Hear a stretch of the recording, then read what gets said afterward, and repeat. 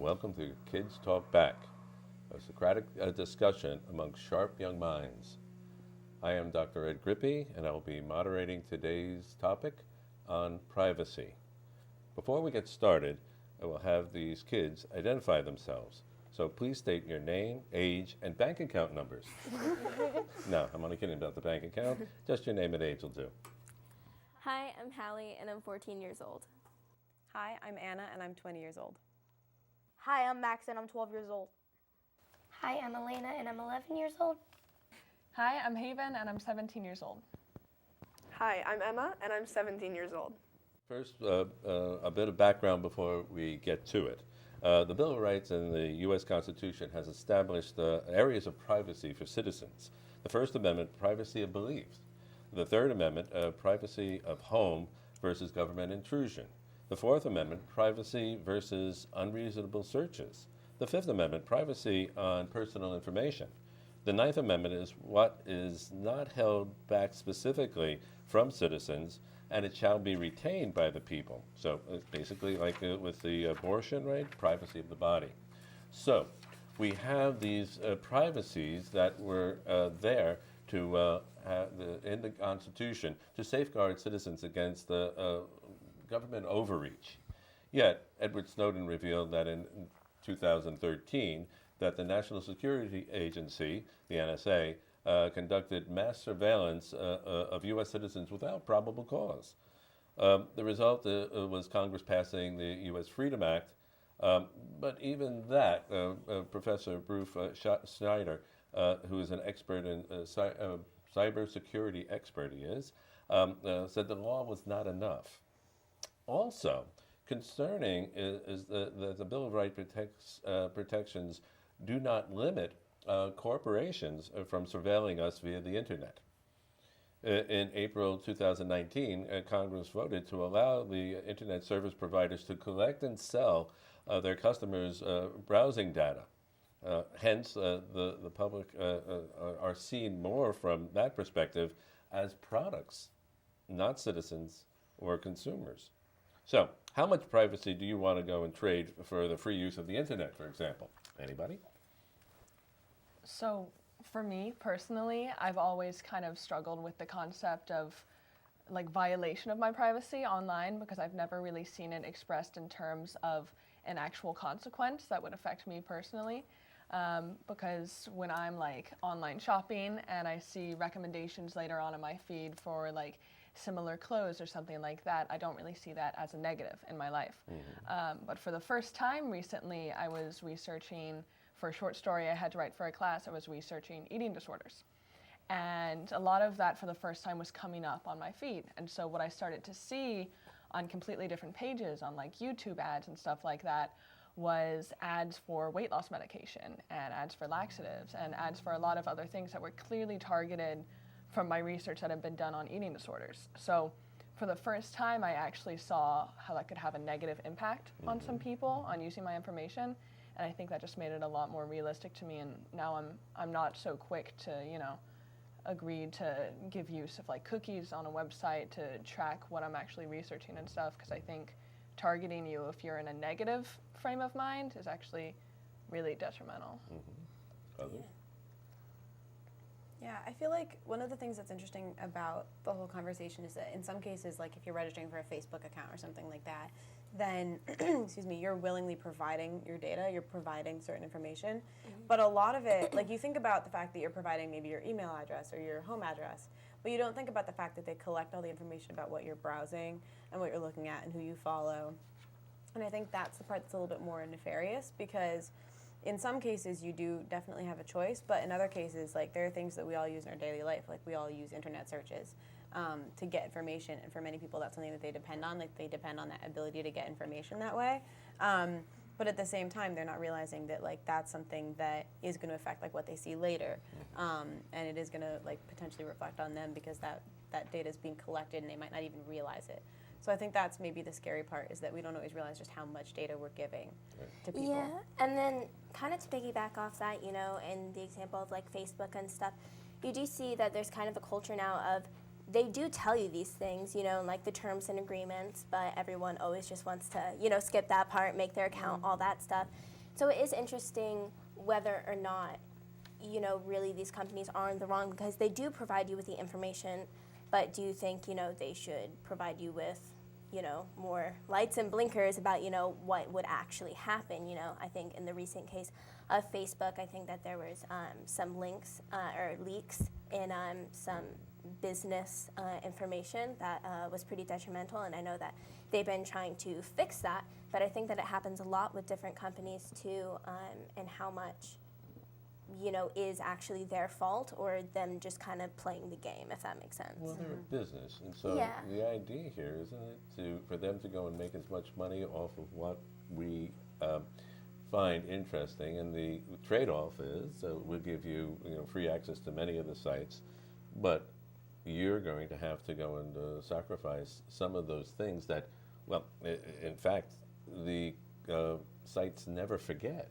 Right. They hold on to that and they sell it, resell it, and as you say, there could be detrimental aspects, even in the simple browsing for a school project.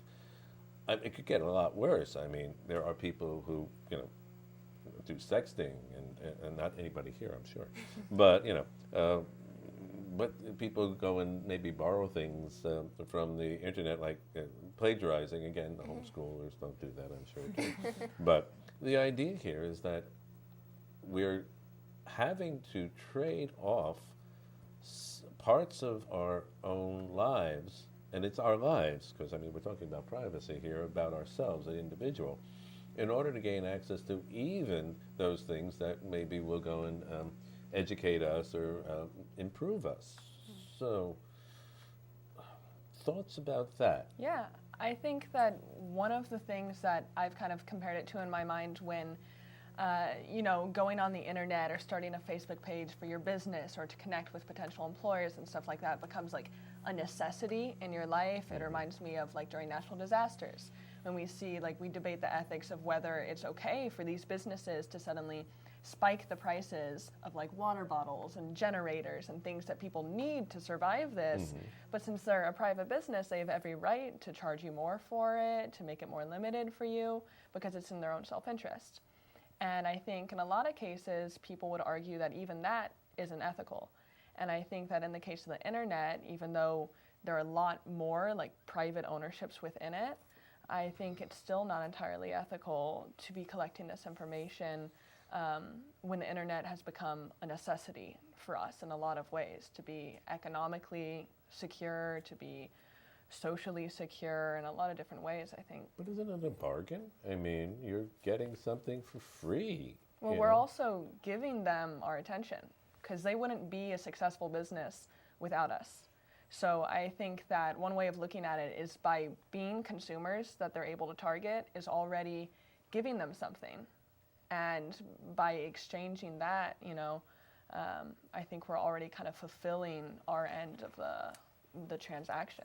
Yeah. Also, when they do give out these, cookies or something like that, it does also open more room for, say, your computer or phone or something to get a virus, so that even if it may not be the company's intention, it can be easier for someone else to, say, gain your credit card information and make some pretty substantial purchases or problems on your end that may not even be the company's direct fault, but did happen because of something that may be seen as selfish, such as taking their data and using the cookies and stuff like that. Yeah, okay, but again, I'm not sure I feel the answer is there.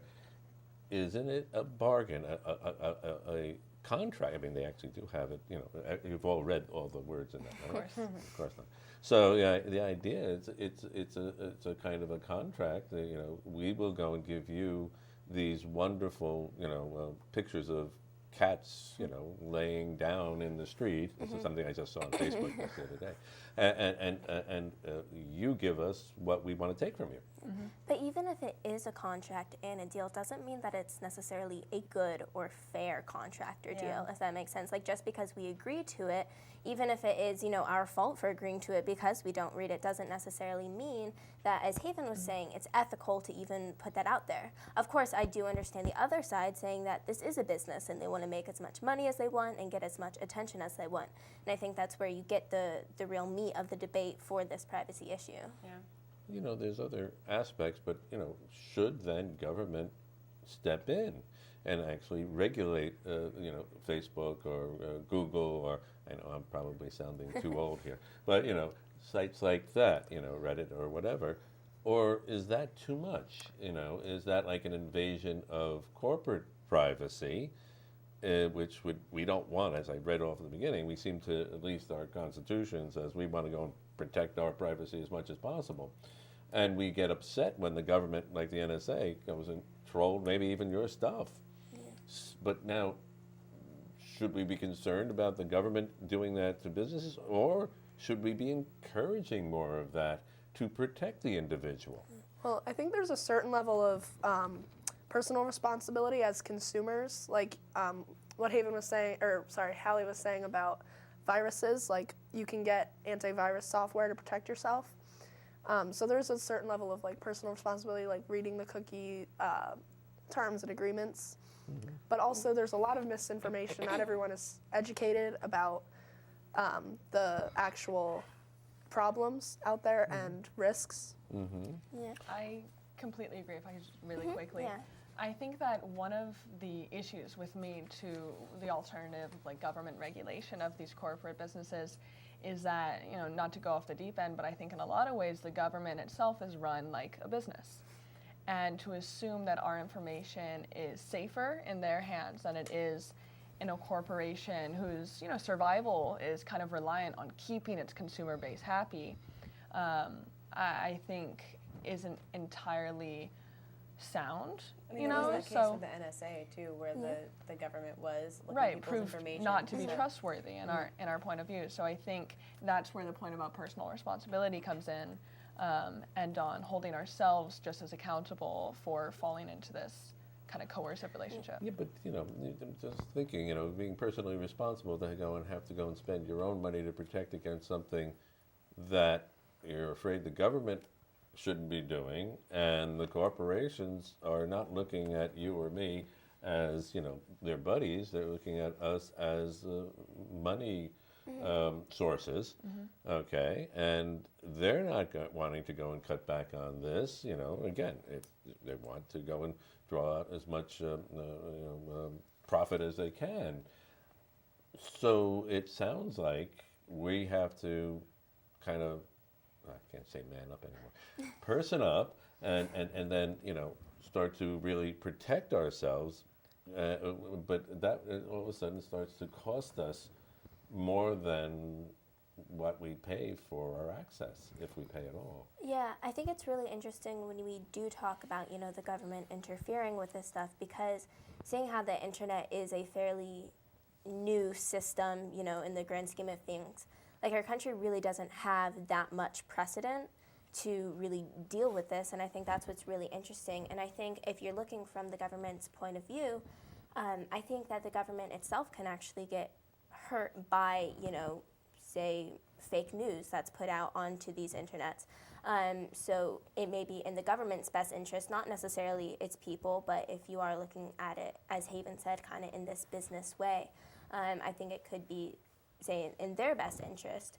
But it's interesting, too, to think about, how you were saying that, is it our job as the people to protect ourselves? Should that really be our job? Is that moral or ethical or fair even to put that on us to protect us, if that makes sense. I think kind of going off that, line of thought is just that the fact that we don't feel comfortable trusting either the government or these private businesses in a lot of situations. I know I'm kind of painting everyone with a broad brush, but I think in some places that actually inspires innovation in this field, because you're right, the internet is relatively new. And I think that a lot of people already view it as very closed off and monopolized, and it is to an extent.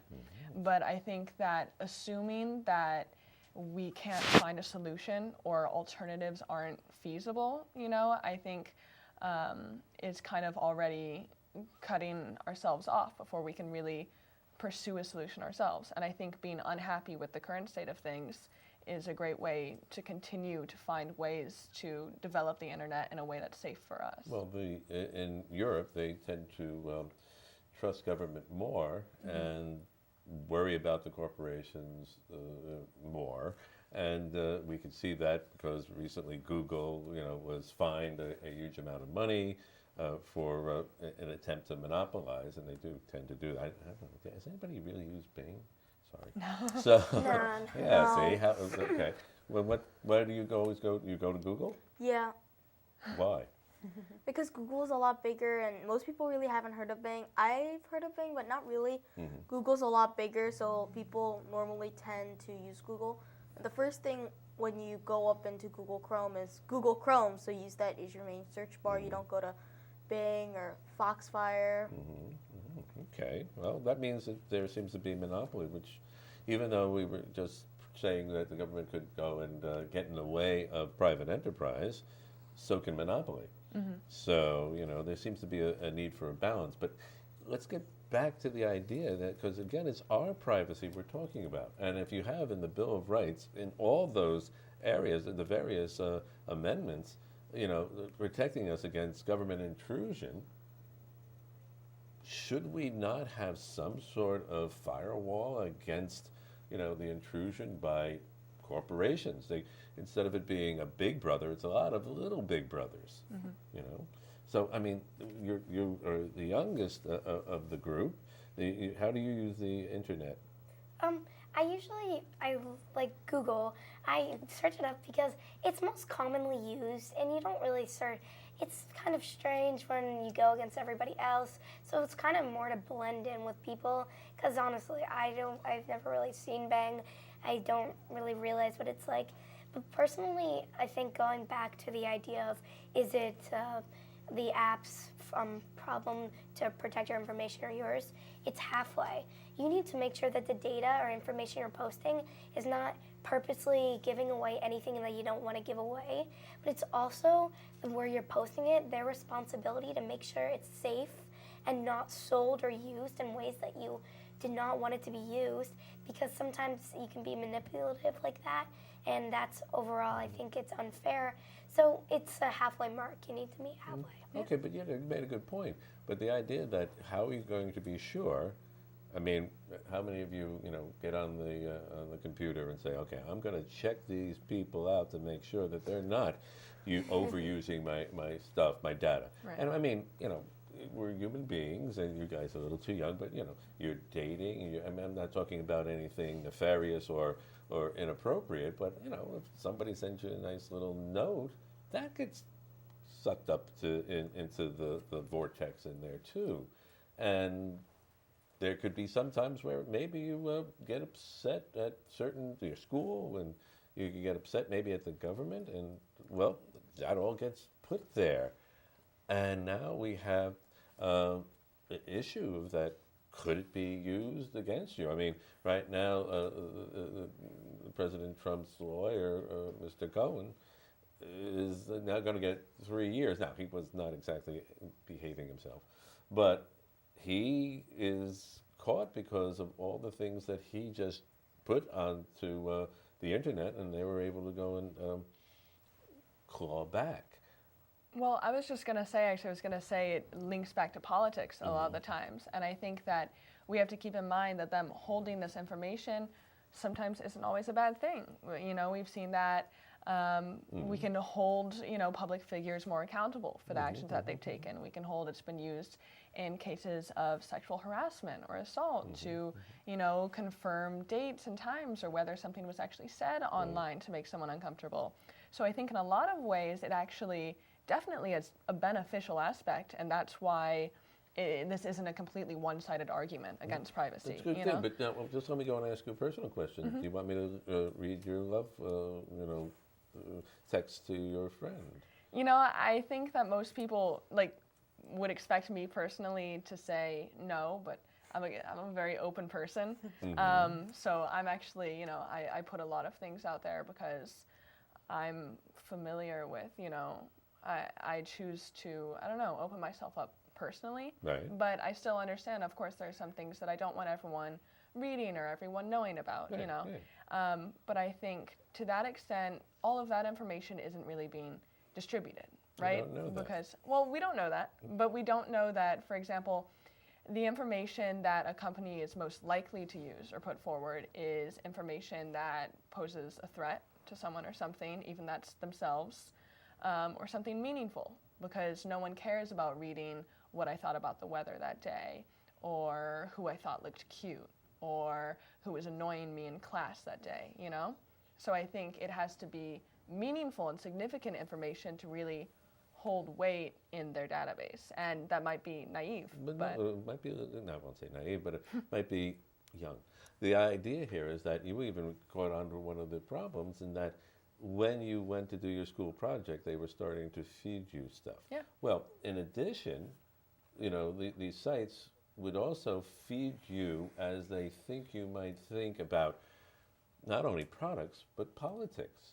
So you might get into an echo chamber because they want you to keep your eyes on that computer screen, and you're saying, well, everybody's agreeing with me, which would go and cut down on, you know, this ability to go and find out in a balanced way about things, well, products in you know, in particular, but also in politics too.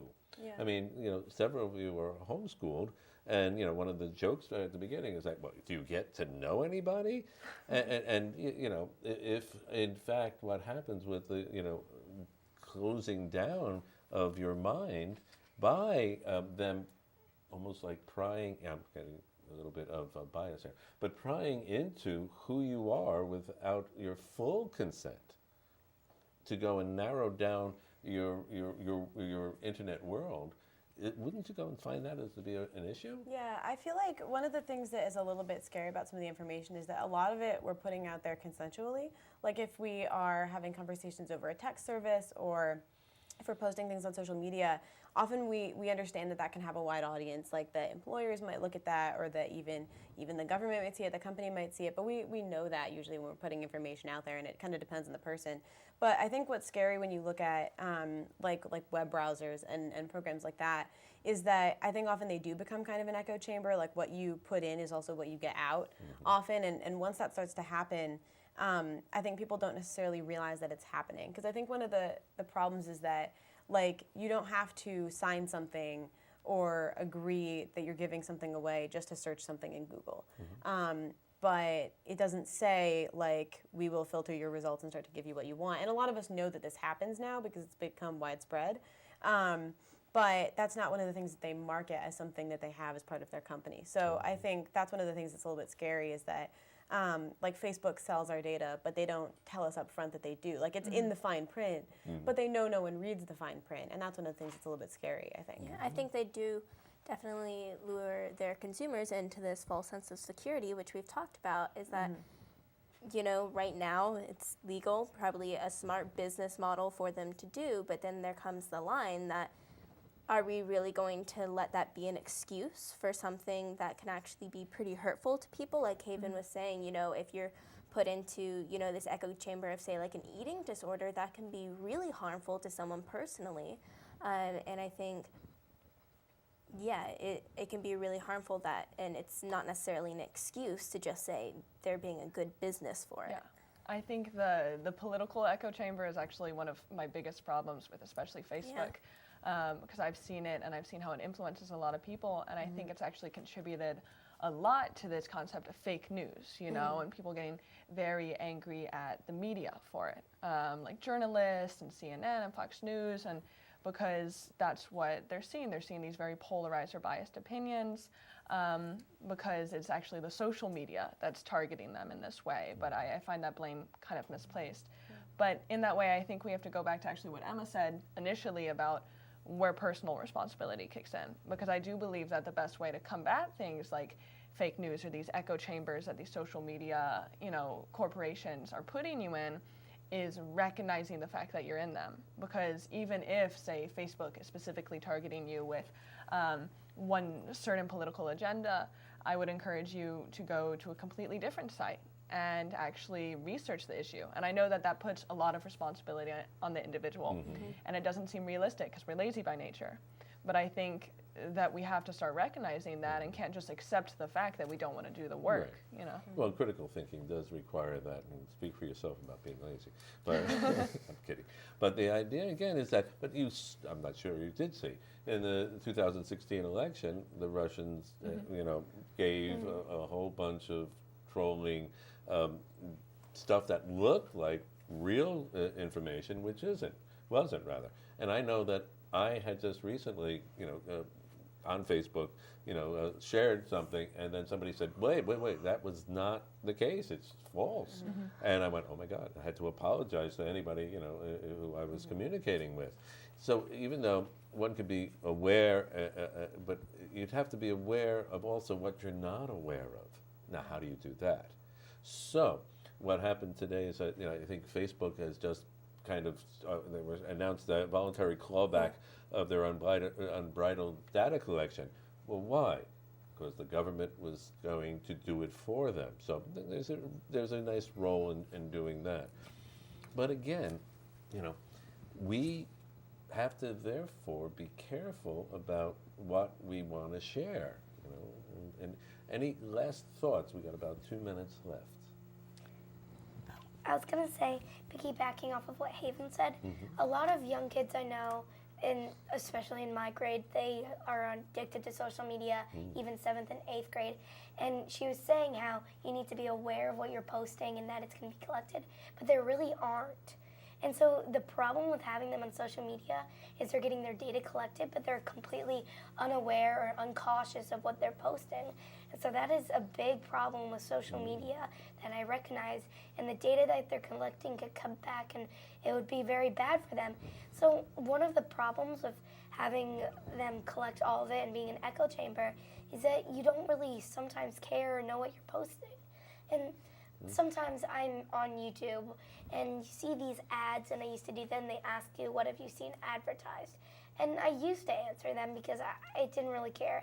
And then they certainly pop up, and it's very annoying.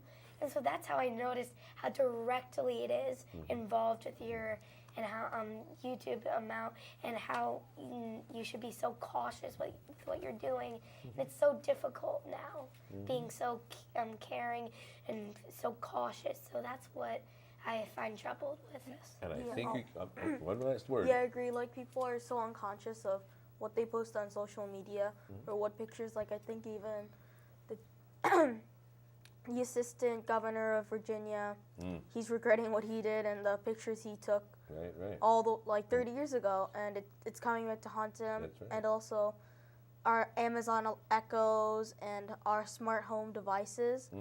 I read an article, and it turns out the Amazon Echo, it reports back to Amazon every 3 minutes, whether you're talking to it or not. Your smart home, almost everything that's smart records what you're doing. And it sends back consumer data back to the main database that allows it to target consumers. Yeah, well, it's a good point to go in. I think we have to stop though, but that's a good point to go and end on. So again, bright minds again. Thank you. Thank you so much. You're Thank you. welcome. I appreciate you spending the time here.